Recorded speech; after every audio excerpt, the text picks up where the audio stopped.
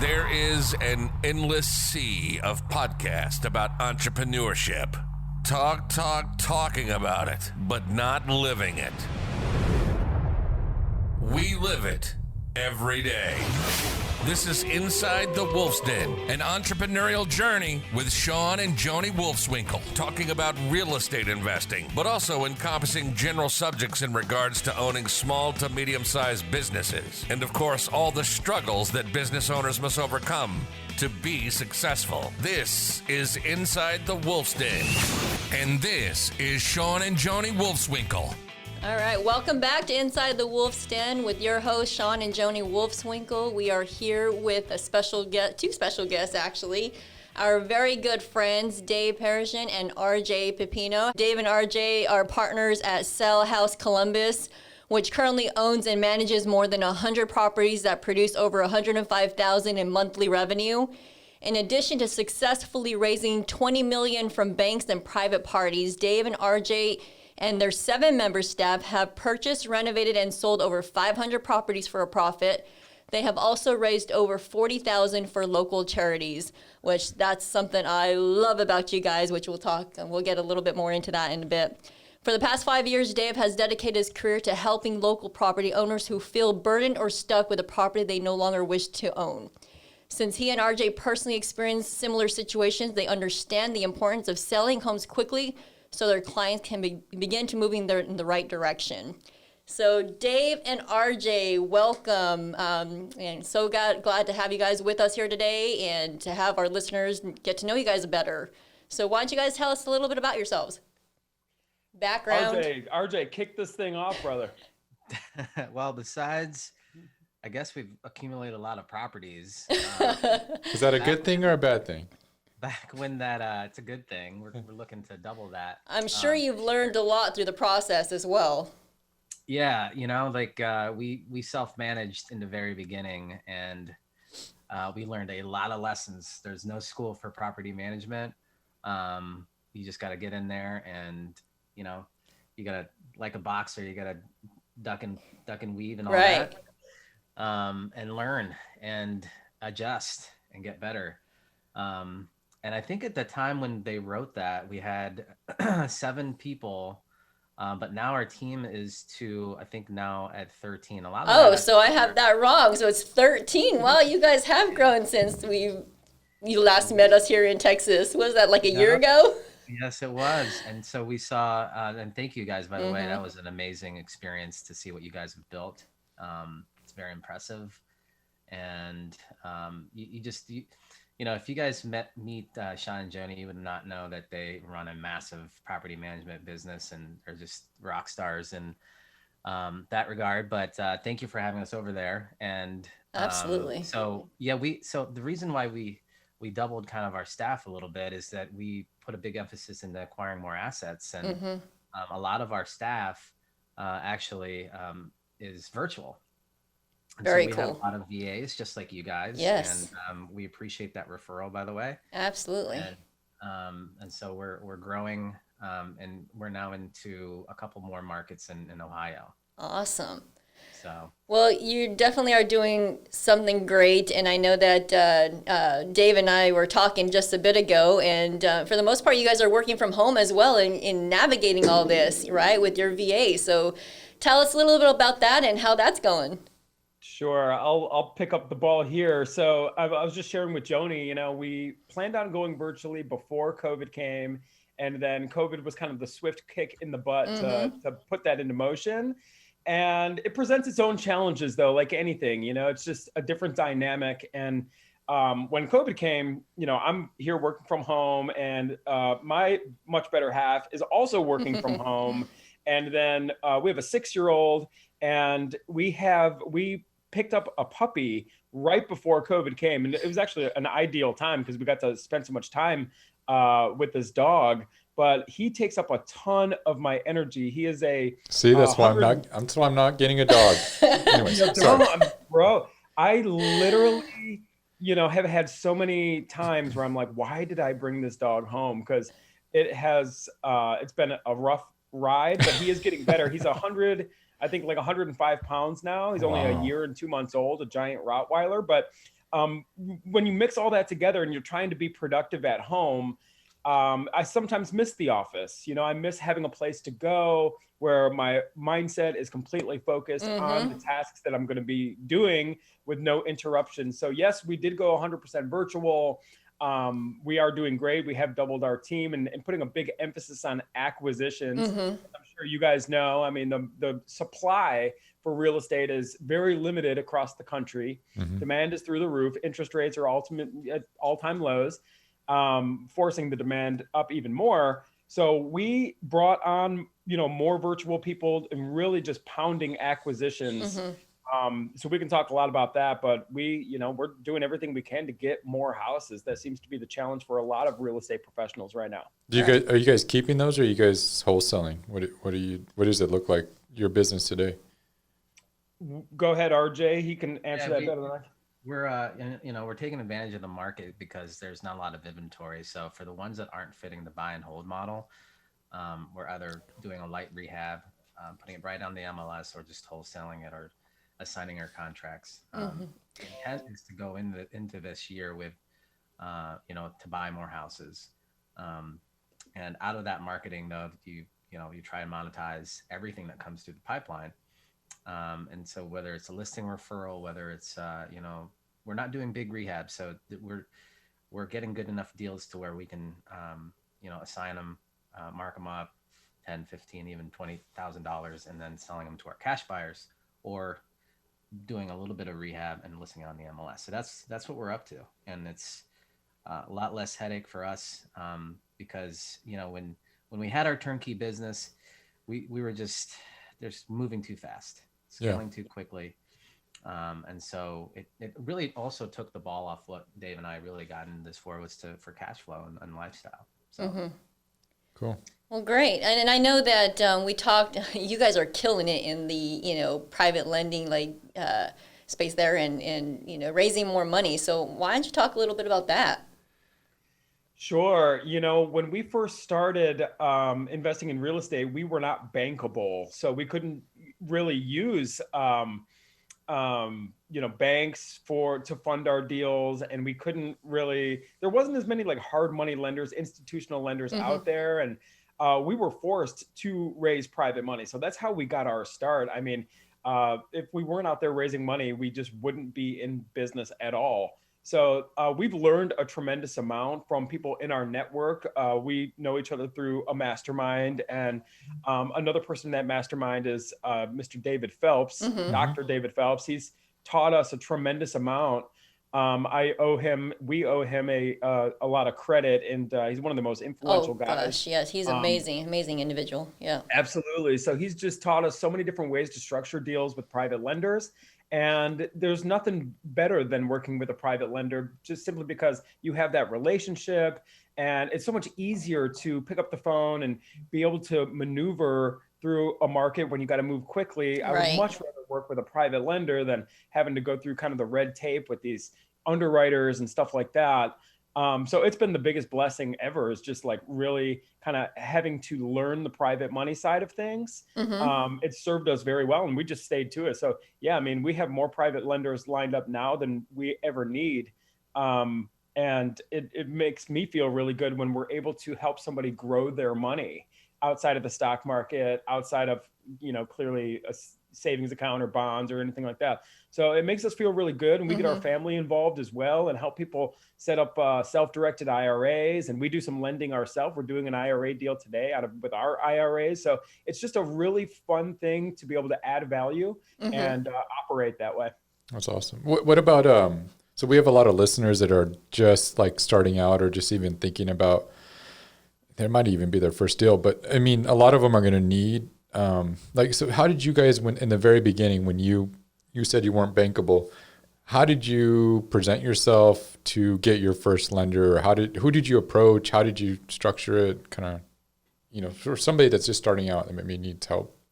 I'll share how I met our first lenders, and then RJ's got a real good little, he was just talking about it. And I don't know if you guys knew this or not, but RJ is a TikTok celebrity now. Is he really? No, I did not. How many followers do you have now, RJ? Listen, I woke up today, guys, and TikTok is the platform where all the actors are at right it's now. great.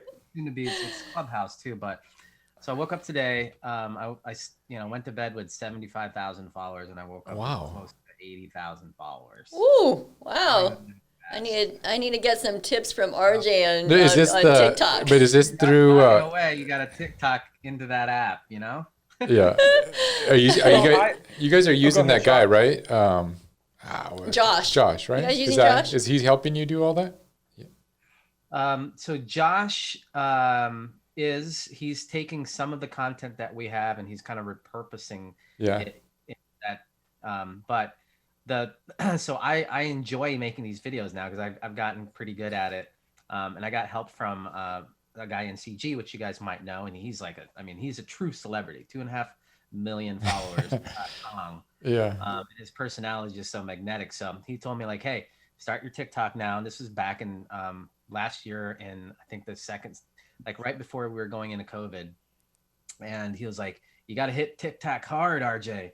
2-3 videos every day. I'm like, I don't know how to do these videos, man. Like, so pros, like I need to get on TikTok tonight just to see what kind of videos you're doing. So just give us an example of some of the videos you do. So I will share this real quick because he just did a private money one. So going back to that, and then RJ, share the little tip on how to, ask the private money on the video that you did. Yeah. So my tip on that video was you start with your local network. You got to follow where the money's at. Where are they hiding? Where are they going? Not hiding, but where are they going? They're at the country club, right? Rich, wealthy, influential people at the country club.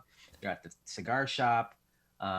They're at car clubs, right? They're car enthusiasts. Yeah, that makes sense. And so you go there and you just basically when you start networking with people, the question always comes up: what do you do? Well, what do normal people say? I'm in real estate. And then they look away, and then that's it, and end of conversation. Well, instead, you can take the approach of, I help real estate investors get into real estate, or I help investors do above average returns in real estate. And you do it in a way, and you got to be curious. This is something that I've developed in the later years. I'm only I'm old and wise. You're old and yeah.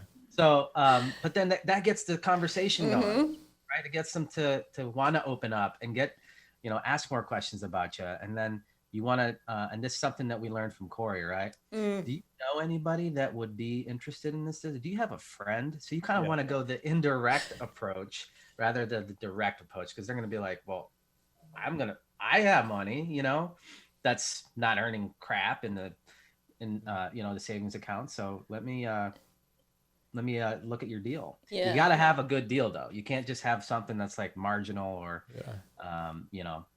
if it's worth 100, you're trying to say, hey, it's a deal at 80. Like, no, that's not going to work. We always suggest that people, and I think many of your listeners, if they're just starting out, they're probably, doing some wholesaling, right? Because it's the easiest way to get started. It's the lowest risk because, you can make money and you're learning the business. But go to your buyers. If you're a wholesaler right now, the people who are buying properties from you understand real estate. They understand private lending. And chances are they probably have some money tucked away. If you can, they would more than likely want to JV with you on a deal, or if you bring the next deal to them, maybe they'll fund you and get their money working. So, look to your buyers list for private lenders. Yeah. That's great advice. Yeah, we appreciate that. And we're throwing names around like, Corey, Josh, so for our listeners. So we actually are in a mastermind together with Dave and RJ, which we've met some of our amazing friends, lifelong friends. And so we talk about that a lot, getting involved in a mastermind or a group that like-minded individuals, right? Yeah, totally. I mean, that's the only place to find, friends, right? I mean, if you're a passionate entrepreneur, which we all are, you're not going to meet other passionate entrepreneurs, watching the game over at the local pub or whatever. You're just not. So a mastermind is really great for that, just the synergy, because people come from all over the country and all over the world. to make friends with like-minded people. A mastermind is the only place to really do that, right? Absolutely. So tell us more, because I think people will be intrigued and to know how you built your guys's. How many homes are you up to now? Is it over 100, or is it still like 100 mark, roughly? Is that correct, or? It's upwards of around, like 130 properties Wow. that we own and manage. And we want more. That's the biggest challenge for us is inventory right now. And we, are going after small apartments and whatnot, but the majority of our portfolio is single family assets. So we do a lot with single family houses. I like the single family play because there's so much, so many different exit strategies that you can do. So some of the houses that we acquire, we don't just rent them all out. Some of them we do, like owner financing, where we'll do like a land contract is what they call that here in Ohio. Also, we do different rent to own programs and just regular rentals as well. Single family allows us to do that, but we are in the market, and RJ can touch on this as well. We are in the market for the play of small apartment buildings, and RJ was talking about that earlier today. I think it's a pretty strong move. Like how many units are you looking at, or what do you? I think there's an opportunity for under 50 in our market, and or in the 3 markets that we're in, because a lot of people are, now there's a ton of buzz out there with commercial real estate, and a lot of what they're teaching is go after the 75 and larger apartments, and that's certainly fine. You could do that. We just haven't, and we went to those. Those are all friends of ours. We went to those kind of seminars, I guess, and tried that really hard one. I think in 18, couldn't really find anything. We felt that way, and we were kind of dropping the ball a little bit on our business, so we just held back. And then now I feel like since everybody is searching, for that 75 and up those units, there's a small portion of those smaller multifamily that's not marketed to. So we feel like, hey, like if we can find good deals, which we will, then we can still execute our burst strategy, which is to stabilize them and then refinance. That's awesome. What is your, like, a typical rental? One of your long-term rentals that you hold, like, what do you look for? What is give us number wise, maybe, how much rehab, all that. Yeah. Well, it always, and we had this conversation earlier today. And by the way, for all your listeners, find RJ on TikTok at Absolutely. Real RJ Pepino. We must get this out of the way. I will even put it on the show notes so everybody can see where they can find RJ. RJ They want to has learn. 80,000 followers. I checked this morning, guys. I'm up to 52. So we're rolling. I mean, things are great. But where's the harmonica? I haven't seen that in a while. or the guitar. Every time I see you, you're playing an instrument. Well, you know what? COVID came and I put the guitar down and jumped right into like business. I'm like, cause it kind of shell shocked me. I'm like, I gotta make sure I didn't know, nobody knew what was going on with this COVID stuff. But basically when it comes to looking for a rental, so the number one thing for your listeners, when you are getting out there and you want to build a rental portfolio, the first things first is you got to go where the numbers make sense. And the numbers make sense where you're going to have a strong rent to value ratio. Because if your play is to buy it with private money, get it stabilized, like RJ just mentioned, get it rented out, and then do the BRRRR strategy, which is to then refinance the property. When you refinance, you want to be able to refinance at the max LTV. And the max LTV that, banks are really offering right now is 75%. So in order for the bank to be willing to do the 75% cash out refinance, it must meet the requirements of what they call DSCR, which is debt service coverage ratio. So if you get into properties where the values and the rents stop making sense, for instance, if you go after a $500,000 house that only rents for, say, $2,000 a month, the value in the rent is not going to make sense, and the bank is not going to want to give you a 75% loan. So we pick areas where the numbers make sense first. In our market, that's homes valued anywhere really between $100,000 and $200,000. Because once you go above the $200,000, then the rents just stop keeping up with the values. So you can't get that same LTV on the refinance. So first things first, when you're out there looking for, to get into this business, pick areas where the numbers make sense first, and then go by geographical preference. So once the numbers work, there's going to be many areas in many different markets that the numbers will work. And then you got to go by your personal preference and think about things like safety and your risk tolerance when it comes to kind of the different lay of the land, if you will. Right. Do you guys do big rehabs, or I guess you kind of mentioned that before, but like what kind of property? Like, is it just cosmetic repairs, or what do you focus on? A lot of go ahead, RJ. It's lighter rehabs. We're saying no to the ones that are over 30 or 40K, and if we can partner with the rehabber of some sort and make it a win-win, then we'll do that. But if it's going to be something that we're going to take on and keep, we just don't want to bog down our crews, and so we're going to wholesale the ones that just require gut jobs, basically. Mm-hmm. Yeah. Go ahead. It's all about moving quickly, and you guys know, because you guys have rehabbed a tremendous amount of properties, Shawn and Joni. But you guys know there's a finite number of good rehab crews. And then sometimes they're marching to the beat of their own drum. Maybe they get paid on Friday and they go party it all away. You just don't know. So we want to save the best rehab crews for our own rental portfolios. And that's why, and we don't want to get bogged down with these long extended periods of time where we're dealing with this house. So if it needs a lot of work, like RJ said, those are good wholesale candidates. Flip it to somebody who maybe is a fix and flipper. But we're more of a volume operation. So time is money and speed is the key there. What challenges did you guys, what were some of the big ones that stood out, challenges growing that portfolio over that period of time, or I don't know how long a period it was, but what challenges did you guys experience, or what advice would you give? Go ahead, RJ. Just don't say working with Dave Payerchin.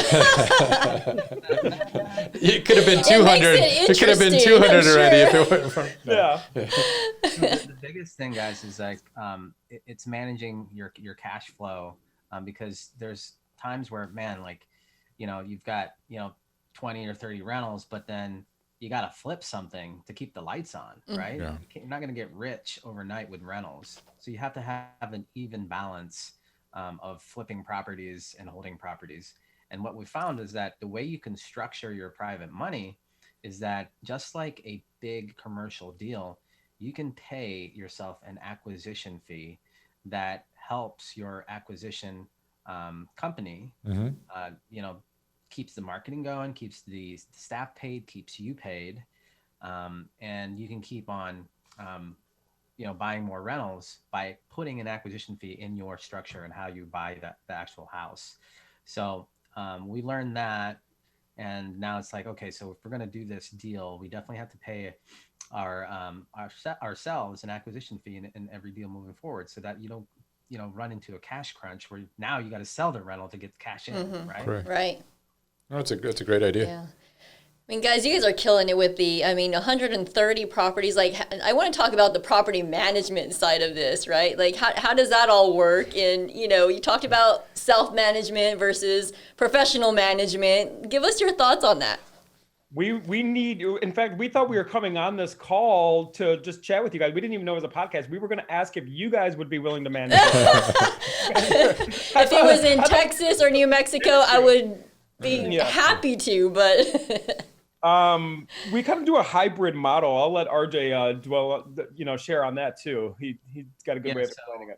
We like to control. So we have third party manage our rent collections, tenant communications, billing, accounting, if it notices. Everything else we control. So the aspect of putting the renter in, we have a leasing agents that do that. 2 of them are virtual. One of them is here in the US. And then we control the construction, because, property management, they're good at what they do.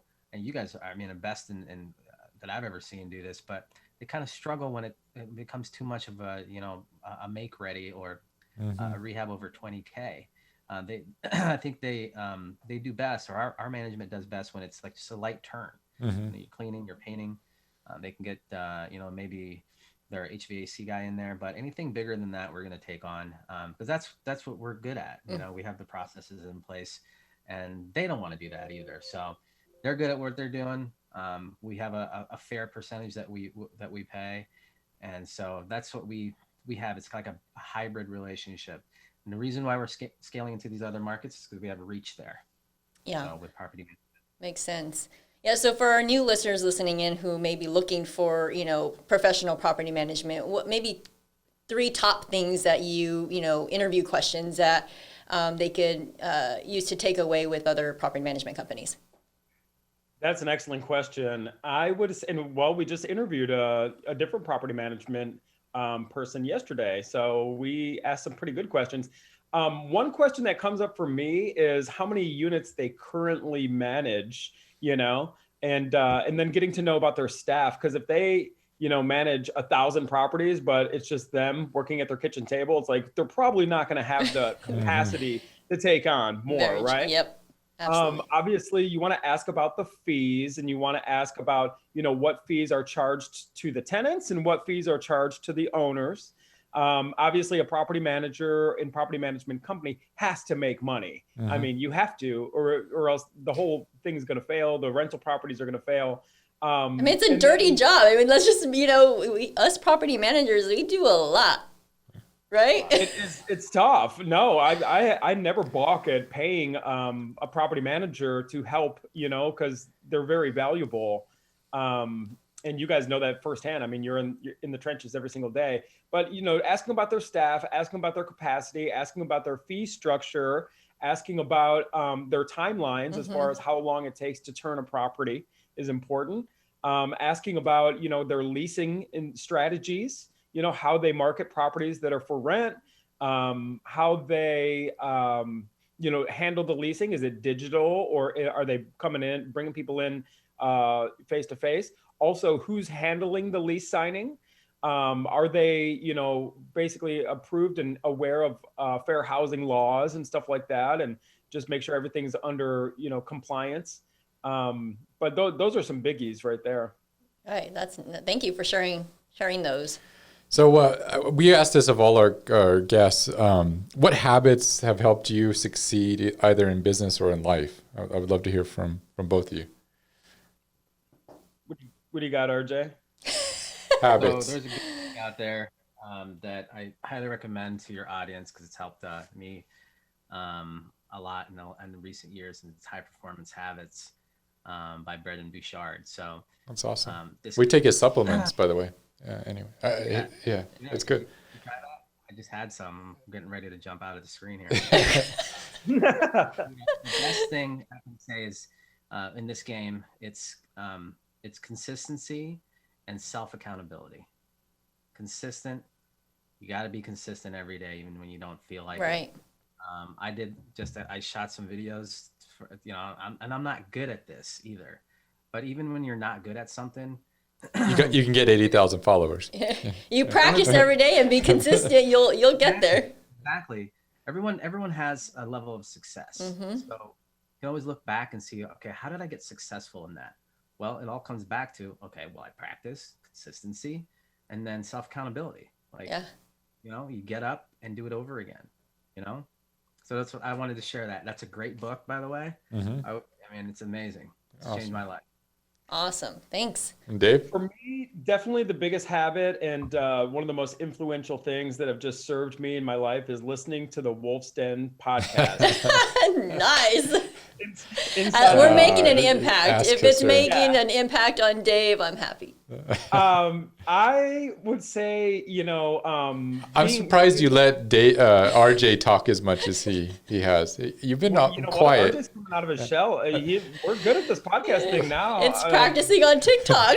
I'm not kidding. He's a different guy now, and I'm actually very proud of RJ and all the personal development he's done. I mean, he used to be extremely in his shell. You guys have known us for years. RJ was somebody who spoke very little, and I kind of overpowered that. It is what it is. It's just how we are. But no, RJ kills it now. I could just sit back and I got my feet on my desk. I sit back and just hanging out. in all honesty, something that habitually I do, I like to study finance, and I like to just, my hobby is like really studying money. It sounds weird, but I'm like a nerd with this stuff, understanding how things work, understanding the language. So I'm on Twitter quite a bit. I listen to a lot of, economists like Peter Schiff and Jim Rickards are phenomenal. But I like to just know what's going on in the world and with currency and with finance. So, I mean, it's not, it's not for everybody, I'll tell you that. But me personally, I get a big kick out of it. I just love to learn. And whenever I find something that I don't know what it is, like bond yields or, 10-year treasury bills, and I just look it up. Like if I find something I don't know what it is, I will research it before I continue reading whatever I'm reading. So that just serves me well. I just am a constant learner, big nerd at the end of the day. And, I'd much rather have a book in front of me or be researching something online than, watching TV or even watching a movie or anything like that. Or being on TikTok. No, TikTok is number one. Well, you guys, you balance each other out real well. I see that as a partnership. So kudos to you guys. And you're serious about Bitcoin? You're all into it? Is that? I'm not a big fan of Bitcoin. I think it's a massive bubble. Yeah. Because there's no fundamentals behind it. I know you see me online. I'm constantly bashing on Bitcoin, but you know what? I mean, it's all just hype. And I think Bitcoin hit 40,000 today. So congratulations to anyone who made money. But really, you're not making money until you sell it, right? So maybe they should sell. And then you can never use it. There's no intrinsic value whatsoever. How do you use a Bitcoin? And I think it's really funny for the people who, think that like, central banks and foreign governments are just going to say, oh, you know what, we're going to go ahead and adopt Bitcoin and this is what we're going to do now. It's never going to happen. It's never going to happen. So I think it's pure speculation. I think it's a giant bubble. When it pops, who knows? It could go up to 100,000. It really can. And I certainly don't wish anyone to lose money. And anyone who's listening to this, I would say be very careful with it. So since you guys are such social media, I'll stick to real estate. Yeah, no. Since you guys are young and hip and so, what's this? What's it? Clubhouse. Explain to me Clubhouse.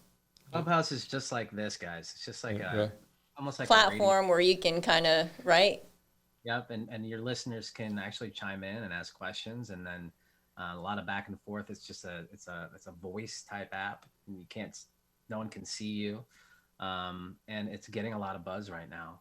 There's, yesterday I was in a room and Tyrese, the guy from Fast and the Furious, was talking about how he loves like Grant Cardone, and Grant Cardone was in there, and wow. And then Matt Andrews was in there. So it was like it was a weird group, but